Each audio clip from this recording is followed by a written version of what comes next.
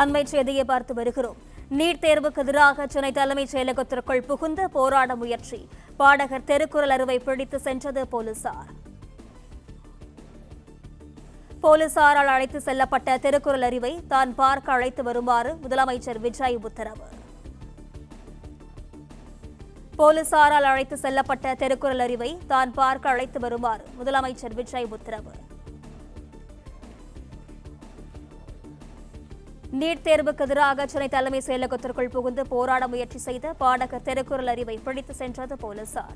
விவரங்களுடன் செய்தியாளர் பாண்டியராஜன் இணைப்பில் இருக்கிறார். வணக்கம் பாண்டியராஜன், விவரங்கள்.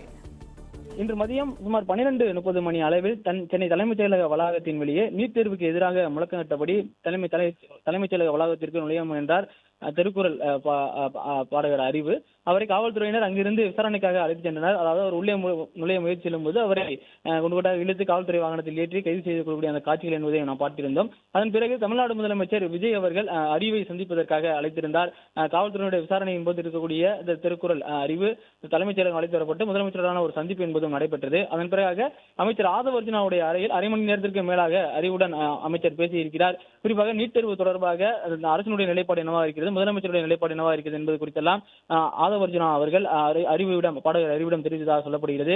அதே நிலையில் சென்னை தலைமைச் செயலகத்தில் முதலமைச்சரை சந்தித்த பின் ஆதவ் அர்ஜுனா அறையில் அரை மணி நேரத்திற்கு மேலாக இருவருமான அந்த பேச்சுவார்த்தை என்பது நடைபெற்றிருக்கிறது. அதன் பிறகு பாடகர் அறிவு தலைமைச் செயலகத்தில் இருந்து அவருடைய வாகனத்தில் ஏற்றி வீட்டுக்கு அனுப்பக்கூடிய அந்த நிகழ்வு என்பது பார்க்க முடிந்தது. அமைச்சர் ஆதவ் அர்ஜுனா அவருடைய அறையிலிருந்து எழுந்து வந்து இவரை காரில் ஏற்றி அனுப்பக்கூடிய அந்த காட்சிகளும் தற்போது வெளியாகியிருக்கிறது. சென்னை தலைமைச் செயலகத்திற்குள் வர முயற்சி செய்யும் பொழுது அவரை தடுத்து அழைத்து விசாரணைக்காக அழைத்து சென்றார் மட்டுமே காவல்துறை தரப்பில் இருந்து தெரிவிக்கப்பட்டிருக்கிறது. கைது நடவடிக்கை என்பது எதுவும் மேற்கொள்ளப்படவில்லை எனவும் அங்கு அவர் நீட் தேர்வுக்கு எதிரான முழக்கங்களை எழுப்பிய போது பாதுகாப்பு நடவடிக்கை காரணங்களுக்காக அங்கிருந்து அழைத்து செல்லப்பட்டதாகவும் சொல்லப்பட்டிருக்கிறது. இந்நிலையில் தமிழ்நாடு முதலமைச்சர் விஜய் அவர்களை பாடகர் அறிவு சந்தித்திருக்கிறார். அதன் பிறகு அமைச்சர் ஆதவ் அர்ஜுனா அறையில் அவருடன் சந்திப்பு நடந்திருக்கிறது. அதன் பிறகு திருக்குறள் பாடகர் அறிவை தற்போது அமைச்சர் ஆதவ் அர்ஜுனா அவருடைய காரில் ஏற்றி அனுப்பி வைத்திருக்கிறார்.